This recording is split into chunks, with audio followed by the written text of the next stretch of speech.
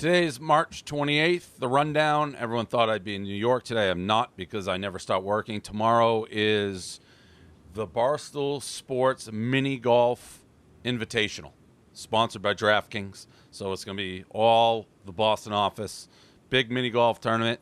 I think I've seen the prize. It's like a black Masters version jacket. So I'll probably win that. We're supposed to do it today. It's rainy. We're going to do it tomorrow.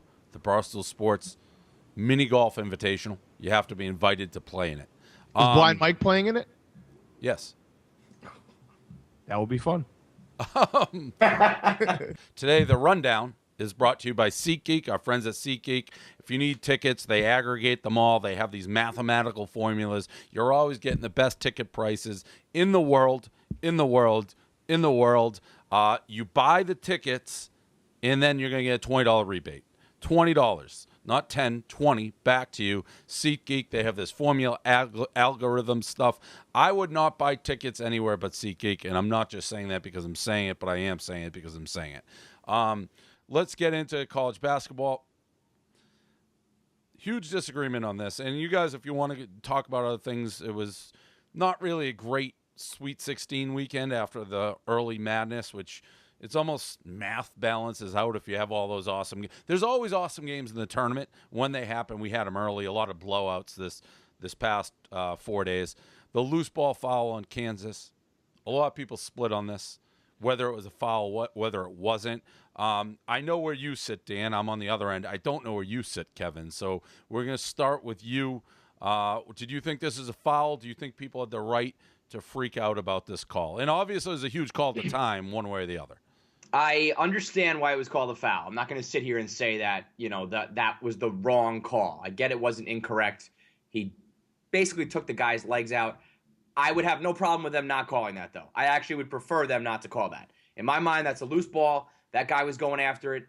As he got to the ball, he hit him. It's not like that dude had possession and he just dove at his legs and kind of chop blocked him. So to me, that was a very aggressive attempt at a loose ball that ended up with contact. I don't like them calling it, but I understand that by the rule, when you basically slide and take someone's legs out, you can certainly call that a foul.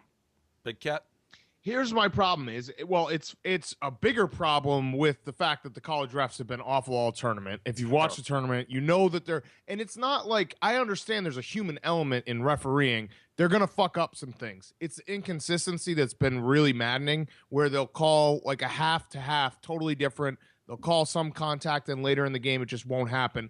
My problem with this call is I don't even think the refs knew what they were doing. That's why they took so long to figure it out. They just called something, and then they had to go and come up with like an explanation for it. I thought it was a loose ball. If it's a loose ball, if you presume that it's a loose ball, show me a loose ball that doesn't have some contact involved. They said that it wasn't a loose ball and that he maintained possession under that. Like, if you're saying that he maintained possession, yeah, of course that's an offensive foul. I also thought there was a foul on the Villanova guy reaching in. So, like I said, it's just all over the place. It's less like this specific foul and more the refereeing all tournament long. Okay, I can live with that. I mean, I think, and I wouldn't have freaked out if they didn't call it, but I certainly thought it should have been called. It shouldn't. But you know what I mean? Like how long it took them to come up with an explanation. Yeah, they clearly just blew the whistle, and then they're like, "Fuck, right, we got to figure out what to call here." Right. But in I'm just talking that specific play. If he didn't dive his legs, it's Villanova ball. Like the guy was sitting there ready to scoop it up, and then he got his legs taken out. So that's where and there was massive outrage. People being like, "Hustle, you can't hustle anymore." I get it, but his hustle or his dive directly, it wasn't like two people diving together. One guy was standing there ready to scoop the ball up and got submarined. I will say, Dan, and I've almost tweeted this, I haven't. The offensive fouls, I think they got to change the actual call for the refs, because I think the refs are treating this now like a punch out in baseball. That's they want to do it. Yeah, that's their big take, like hop on 4 steps. Yeah, it's Joey Crawford. Yeah, that's what it is. So they're looking for an excuse to be like, and everyone's looking at them. It's their moment with the huge call. There's nothing more exciting than having your team, like the opposition come down the court and get what should be an and one, and then having the ref just reverse it and do that. And Hank, play the Joey Crawford for the people at home, the hopping around. It is an electric call, and I agree with you. They need to make it like a very passive, nonchalant call to then de-incentivize the call. Didn't it used to just be like this? They don't. Yeah, that's what I'm saying. Joey Crawford has made it. Yeah, like it a needs to show. be like it needs to make the shot clock violation, like something stupid like this, and then nobody would ever. There would never be a foul. They're not even doing it again. Yeah, they're not doing this anymore. It's turned into a straight punch out where they're like punching at the air. It's wild. And they know. You can feel it. You can feel the energy in the gym when they're about to call it. The second story that's still going that was wrapped into another one. Big Cat, you took a shot at me, but the Coach K story. So this kind of started as nothing when the handshake line with the Oregon player, the Dylan Brooks. Dylan Brooks says he told me not to, celebrate. I'm too good for taking that shot. Dylan Brooks actually was like gracious, being like, yeah, he's right, which he wasn't right. Coach K denies it. And that's really, to me, why it became the story. Coach K denies it. CBS stunningly just puts the tape out right in his face. So somebody at CBS hates Coach K, because I'm surprised they did that. And then Coach K comes back and apologizes. And, well, he didn't apologize. He said, he handled the situation incorrectly or something? Yeah. Reacted incorrectly. It was a non-apology. Yeah, he reacted incorrectly. And then you get guys like Fran Fraschilla on ESPN being like, what a man Coach K is for apologizing. Real rap move. I don't like the people being like, this is a non-story. It is a story. When you're like the most sanctimonious, I do everything by the book, and you're caught in a lie, you don't correct it, you pin it on a 20-year-old, and then you don't even apologize when you're caught lying. Be like, I fucking lied. I got caught in a lie. I was mad. I hate that. I'm just mad we lost. Fuck Coach K. Big Cat? I couldn't agree more. Fuck Coach K. This is classic Coach K. He's the sorest loser in the world. Every time his teams lose, it's instantly about teaching the kids and molding a boy to a man and all that bullshit, philosophizing for the country. You know what Coach K's problem is? He thinks he's America's coach. He really does. He thinks he was put on earth to coach all of America, all the youth of America, the Team USA, all the kids in high school. It's Coach K. He's going to teach everyone how to act appropriately. Not to mention, he's fucking, he was like, you shouldn't show up the other team like that. He's showing up the other coach by coaching the coach's kid. So fuck Coach K. No one gets a pass like him. Everyone's like, a great apology. Dude, Bo Ryan, you remember Bo Ryan last year? Bo Ryan got murdered for his comments after they lost in the championship game when he was saying rent a player and all that stuff. Coach K, like, it was basically a non-story. And if CBS doesn't even release this, he basically gets to say that a kid was lying the whole time, and then we go on with it. Yeah. I also say there's multiple times Coach K, after a loss, has basically skipped out on the handshake line. He did for Syracuse. I remember the Syracuse kid this year being like, what a nice to shake his hand, KC. Yeah. Anybody saying that this is an apology when you say that you reacted incorrectly? That's like when Clemens said he like misremembered. It's like a made-up term that doesn't mean anything at all. So fuck that. And, dude, when you coach Grayson Allen, who's by all accounts, like, considered the biggest fucking weasel prick player in the country right now, you don't get to talk about player decorum and what's right and wrong and what's good sportsmanship. Because in-house, you got a guy who constantly trips people. So get off your fucking high horse. Everybody hates this guy to begin with, and this is the reason why. Last one I have on the board, if you guys want to talk about other things, but Kevin Harlan caught some heat as he gave the Syracuse, who was down 16 in the second half, the back from the dead comment on Easter. And Syracuse have done it back from the dead on Easter Sunday. I don't know, KFC, you're one of these wacky like, were you more, were probably offended by this, being like, Kevin Harlan, this is my holiday. Like, stand up, all my Christian brothers. I'm the resident Jesus guy, resident Catholic here, holding it down for the Christians. This is an awesome call. Kevin Harlan's amazing, by the way. He's fucking great. And this was clever as fuck. It was so perfect. It was so appropriate. They were dead. They came back from the dead, and it was Easter Sunday. If you don't make this joke, if you don't make this comment, you're a bad fucking announcer. It's not like he said that, they were dead on Good Friday when Jesus died or something. I don't know. It's like, it's all good things. He did rise from the dead. He did come back from the dead. I can't imagine why, even if you were a wacko religious Catholic nut, this isn't offensive. So either way, everyone should like this call. Big Cat. Just people looking to be upset about something and being fucking pussies all the time. Kevin Harlan is maybe one of the most underrated announcers in the game, I would say. We always talk about the big game voice. He's got the big game voice where when you hear Kevin Harlan, you're like, this is a big game. So fuck everyone who's against this. Like, I hate people who actually get offended by this shit. And moving, I agree with everything you said, so I have nothing more to add. I will say, did you notice there was more backhanded compliments, but not compliments, to Jimmy Boeheim after that game? Because people are basically saying, which I don't get this. First of all, the Syracuse zone, which people just say they play it like differently, or it's a fucking zone. So let's not make this sound like Syracuse. Well, that's not why they won either. They tricked Virginia into playing that fast-paced game where Tony Bennett just lost his marbles. Right. Well, that's what they said after, though. That's what essentially Barkley and Kenny Smith were saying. They're like, it was right of Boeheim to switch, but Boeheim would probably have like 10 national championships if he'd actually let his players be athletes and press and run. And by the way, Virginia, I was ready to tweet this. It didn't work. I don't know. They were rolling the ball up the court when they were up 16. It was driving me nuts. They may have won because the clock may have run out if they weren't staving 15 seconds in the first half every time. But what do you think of the Boeheim thing, in which he's actually a terrible coach because he always has better players, but he never does what he did versus Virginia, which is, if I have better athletes and I just start running up and down the court instead of letting you bring the thing up, you're going to win more games. That's what they said. Big Cat, you're shaking your head. That's just picking and choosing, because if you tried to do that against UNC or Indiana, they'd gut you. Virginia was not meant to play like that. Right. The argument is that's what coaching is. Like, you know when to do that and when not to do. Right. You know. And also, I don't buy the Syracuse. Like, Syracuse, yes, they always have athletes, but this is obviously anecdotal.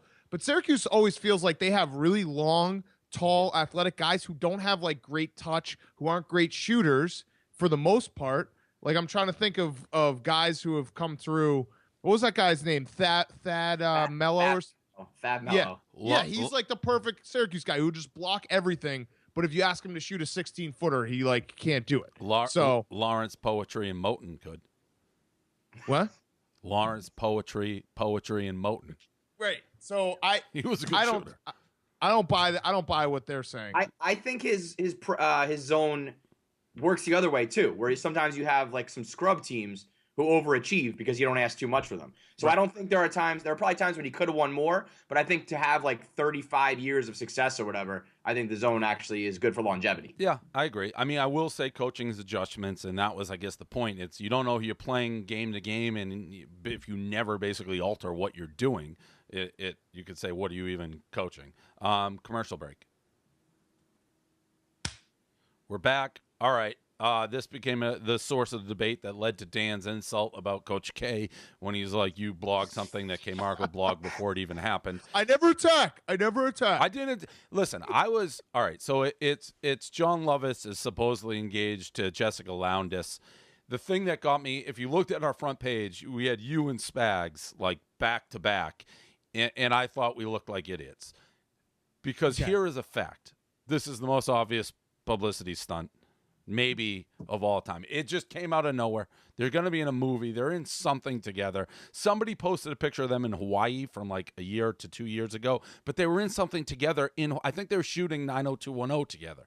So kudos to these people.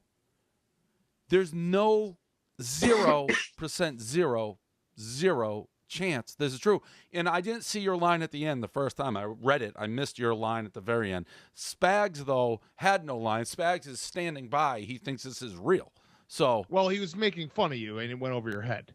Dude, did you not get that joke? What joke? That was the funniest part of this whole saga, when he said, I've witnessed firsthand how like an old ugly guy with money what an old ugly guy with money can achieve. Like, that was me?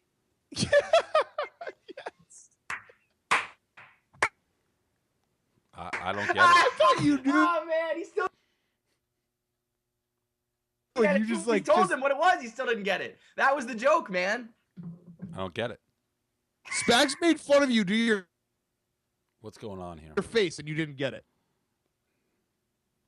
The joke's on him for thinking that's real.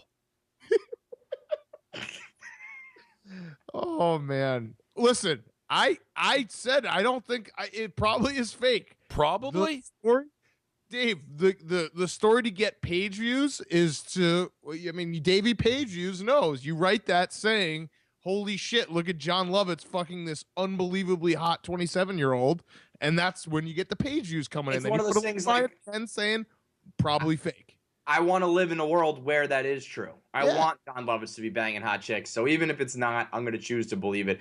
And if it is marketing, that's awesome because we need to go down that road more where people really commit to something. Like I need people to be saying they're gay for movies. I need people to say they're dead for movies. If people fully committed to like full all out viral marketing, the world would be chaos. Yeah, because if it is marketing, like that picture where his old creepy ass veiny hands are like on her pussy was real.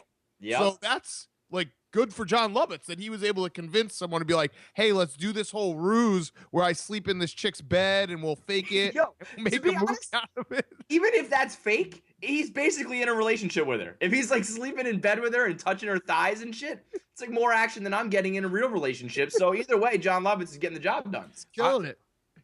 I just don't want marketers to think they've tricked me. Okay, Dave, let's just put this on the record. Dave's big brain knows that it's fake. Correct. So marketers of America, please don't come to Barstool Sports thinking that you're going to trick us. We just pissed all over your leg. You happy? Yes, that's Okay. exactly what I want. That's Big dog exactly what Dave. I want. I don't want to be lumped in with the Chris Spags of the world who's falling for it left and right. By the way, But just to be sure, all of Twitter was laughing at a joke that went like right over your head. So I don't either have way, time to like study the nuances of tweets. I'm like writing a million fucking blogs. nuance. Yeah. Oh man. By the way, that video of the little girl on basketball and got slammed back in the face. If Shay Clancy if I'm ever invited to like a barbecue and she tries to fucking go to the hole on me, that's gonna happen. So you better not Hank- let us on the Hank- basketball court. Hank, do me a favor, like bookmark this for when we inevitably have to make a compilation where Dave says he doesn't say anything bad about Shay, and we can just put it all together. Also, I like the assumption that you'd ever be invited like around Kevin's Yeah. family. Like, bro, you'll probably never meet Shay.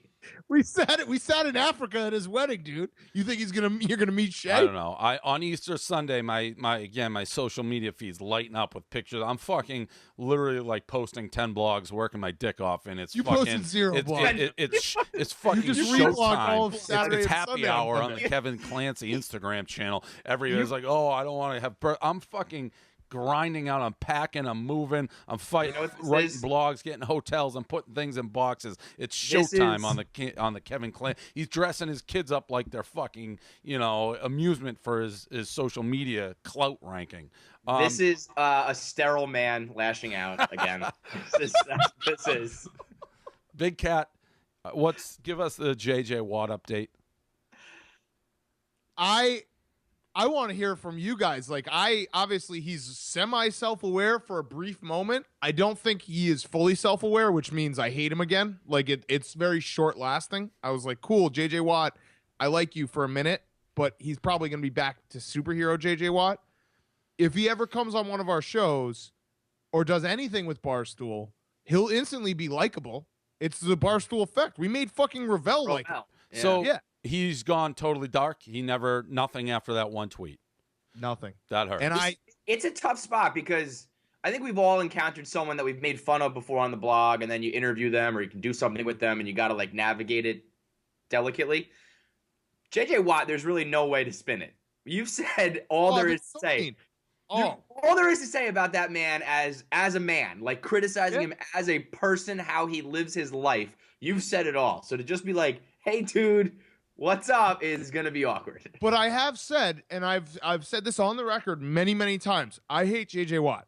If JJ Watt can be even remotely self-aware and like become a regular human being, just a little bit to relate to the regular guy, he could be likable instantly. And I'd be a fan of his instantly if he just basically stopped the whole superhero act for a second.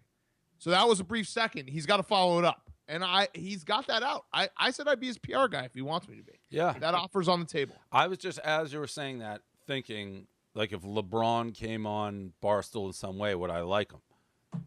I may. Yeah. Oh, Yes. you would not.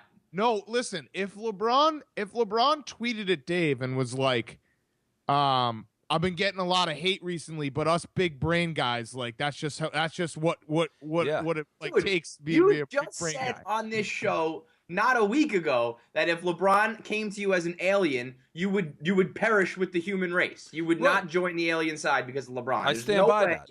But if you reach out in a way to Barstool and act like you're sort of aware, it changes instantly. I don't think he's capable of that. I don't think that would ever happen. But if he did, I'd have to second guess a lot of my fundamental beliefs. And Kevin, I'm not like you. I can change. I can adapt. I don't look at the world necessarily in black and white. Yeah, you cannot change. You don't adapt. But also, even if you want to play that card, that would just be like a pussy flip-flop move in my mind. No, it's the self-aware thing. The reason why people like Barstool and like us is that we come across as regular guys who are self-aware. Like, we know what we are. We don't try to be something we're not. Whereas like some of these, pro athletes are trying to be everything and trying to be superheroes and trying to be all these like unbelievable people. It's like, dude, you're a regular guy. I bet you JJ Watt likes to have a beer and fuck some chicks. Just be open about that and we would like you. That's the same. I mean, it's really not that hard. Yeah, it's why people love Gronk. But I think that in both those cases, we've seen enough from those guys where you know what they really, even if they're doing it as an act, the fact that they're willing to do that kind of says who they are. You know what I mean? I think there's a chance JJ Watt's not even like he may have been doing that not to ingratiate himself, but he's just clueless. Yeah, there's always that. There's always that. Like I went through all the things in my head. I was like, did someone in his camp who like is a stoolie was like, hey man, tweet this at him, and JJ had no idea, or did JJ see me actually be like, tough loss for the Badgers, and actually was like, dude, let's get some perspective. Right, you're right. That's what I mean. So you never know with guys like that. That's the rundown. Like I don't know what tomorrow's schedule will be. Oh, you had one more, Paul Ryan. Oh, Paul Ryan. Last one. I was on the. So Paul Ryan for Lent. I guess you give shit up for Lent. That's the deal. It's like it's like New Year's resolutions type thing. So, by the way, Easter. What's the bunny have to do with it? I just talked about this on my podcast. Easter stinks. It is the worst holiday. No holidays really make sense, but the bunny and the eggs, how that even relates to anything or is fun at all, get lost. Easter. More than that, I feel like America was like, oh, we can't play sports in the morning yesterday because of Easter. I watched the whole entire Red Zone replay from week 3. Like, I was so lost. Wow. I was betting on women's college basketball. No one Don't wants you that. think, Dan, that we should have show a little bit of respect for the Messiah and him raising from the dead? You could throw a fucking game on. Throw an NHL game on. Do you think I already know this answer, so I'm not going to phrase this as a question. There's not a doubt in my mind Judaism would still be the king religion if we took the easy way out and made all our holidays, like just invented like mascots and made everyone wear pastels. Oh, like, no. Who doesn't want to do that? Your Christmas, it's like tons of presents and fat men running around. What's that have to do with anything? Easter, you got the bunny. There's no holiday you guys do where you don't dress it up with something and it's just fucking, you had a marketing wizard back in the day. It's like nobody wants to do this shit. Let's just throw a bunny and have an egg hunt. We got, you know what? We look for fucking matzah. That's what the Jews do. That's our comparison. Well, what team would you pick if you're growing up? It's like I can go look for bread that doesn't even have any fucking leaven in it. It tastes like fucking cement, and that's our holiday. Or there's these bunnies running around. Everyone's bright colors and fucking searching for candy and eggs. You guys do it with every holiday. Kudos to you. If I was in charge back in the day, that never would have happened. First of all, Judaism would still be the biggest religion if you guys just weren't on the wrong side of the single most important decision in the history of humanity. You went all in and you had nothing. You were completely dead ass wrong on Jesus. So you have nothing to blame. You have nobody to blame but yourself for Judaism being like blah. And second of all, just don't come to me because your holidays fucking suck. It's not my fault that you're sterile and all your holidays stink. Stop lashing out at me and the Christians just because we're smart enough to say, hey, you know what? Let's make this a little bit enjoyable. Then people will want to actually worship and come to church and love God and love Jesus. There's a reason why the Jews are so bitter and nasty and evil and mean. It's because they have to eat Evil. unleavened bread all the And time. sterile. Don't forget And sterile. sterile. Ruin evil. You know what? You know what you guys are? It's like that Office episode where they have the competing parties and fucking Angela's party versus like the other party, and they doll one up. I Yeah. know for a Our fact. party, your party sucks. Yeah, you My guys are party's smoke and mirrors. That's what you are. You're smoke and mirrors. It has nothing to do with anything. The other no, thing, no, Kevin, because and I've we said it a always million times. we have I've the said it a Trump million times. You would be still Jewish if you were alive back in the day. You had some human being like, hey, I'm Jesus' kid. I came from the fucking clouds. You wouldn't believe that. You'd be like, That's get not the true. fuck out of Because here. I have- You You know I what? are have the ultimate foresight. cynic, Kevin. Dave, here's There the thing. is 0% Here's the thing. chance you would have chosen what side you Here chose. is Zero. the thing, man. It's not about whether I believe Jesus was the Son of God and was made of and came down flesh and blood, blah blah blah. It's about knowing a winner when you see one. It's like picking a stock. I would have looked at Christianity. I would have looked at St. Peter. I would have looked at the dudes, the people who are going to write the Bible and be like, these dudes are going to spin this fucking story and we're going to take over the fucking world. You are just sitting around like, nah, this Jesus guy, he's a nobody. Let me go eat some fucking stale bread. Meanwhile, we're taking off. We are 1 billion strong with the most real estate on the planet Earth and we run the fucking show. We run the planet because you were like, no, I don't think that guy's a big deal. Jesus Christ, who's that? He's probably not going to be a big Like deal. I said, I give you credit. Whoever threw those two competing parties back in the day, you guys had fucking good music and probably like paid chicks to be there, and the Jews didn't, and that's all literally how this broke down. But I Jews don't aren't know, fun. run the world. Jews are not fun. That's what I mean. Jews are not fun people. Well, we don't. We I certainly mean, they're haven't the dolled funniest up people, all- so I don't know how you can say that. There's like 2 or 3 really funny Jews, and the rest. Oh no, we're funny. We're funny. I would say per capita the Jews are a million times funnier than any other people. Yeah. Well, per capita, they're fucking. Yeah, but that's Yeah. my point. Is like, dude, you got a bunch like I think all religion's fucking stupid, and then I'll have a bunch of like idiots coming to my mentions and tell me that they hate that I like don't think religion's real because Christians take it too fucking seriously. And not Hey, again. We got off point there. The point is, without your bells and whistles, you got nothing. That's essential. That's life. That is fucking life. It's a spin zone. Perception is reality. Yeah. So Some we whistles agree. and marketing. So we agree. I don't know why you have to start throwing out the world Jews are evil. I mean, I said you guys. I said the did I say fucking. that? I said the fucking bunny rabbit is just a snake oil salesman trick that Catholics use to get everyone excited, and you say Jews are evil. That's fair. don't Anyways, remember. you guys. I don't understand the bunny rabbit. Nobody does. Nobody. It doesn't make any sense. Makes no sense. And pastels. Your boy Paul Ryan, vintage Hardo move though, real quick. He said he gave up. He said he can't. I can't even say this with a straight face. can't say it He said either. he gave up fear for Lent. I'm dying now to see this guy and like jump out behind a door, be like, "Boo!" And when he like Throw a jumps, snake be at like, him. "Ah." Let's throw some snakes at him. You're like, I thought you gave up fear, you pussy. Like seriously, that's now one of my goals. I want to just see him jump out of fear and be like, "Oh, still got it." Like He again, said last year he gave up fear, and this year he gave up anxiety. I mean, he's such a dork. Here's a question, because I was struggling while I was writing the blog. Can a dork be a hardo? So those Oh, yeah. those two things don't really like interlock to me. It's tough because he's running around with his shirt off and he's all jacked and he says he gave up fear. I would expect like the one-man thrill ride to say that, not fucking Paul Ryan. You know what I mean? It doesn't. The personality doesn't mesh, but I mean that is an all-time line. Giving up shit for Lent is so stupid. Giving up fear for Lent is it's just. I kind of It's so bad. It's awesome. Yeah, right. I kind of respect it. all right, that's the rundown. What's Place your the, bets, by the way. Place your bets. So tomorrow in the DraftKings Barstool Sports Mini Golf Invitational, it's myself, Hank, Blind Mike. Handicap it. Handicap the field. Yeah, we will. No, do it right now. Right Just now. tell us like your favorite. Go from favorites to least favorite. Oh, The whole- people are gonna say I'm just favoring myself. I obviously think I'm the favorite, and you can shake your heads and laugh, But honestly, who would you pick to beat me out of this mishmash? I don't think anyone else plays golf, so I'd say that's fair. There'll be Hank. Hank, you any good at mini golf? He says yes. Hank, I feel like Hank worked at a mini golf course for like No, 5 summers. Totally. Yeah. He's like the batting cage guy, maybe, who picks up the balls and like sticks them back into the thing.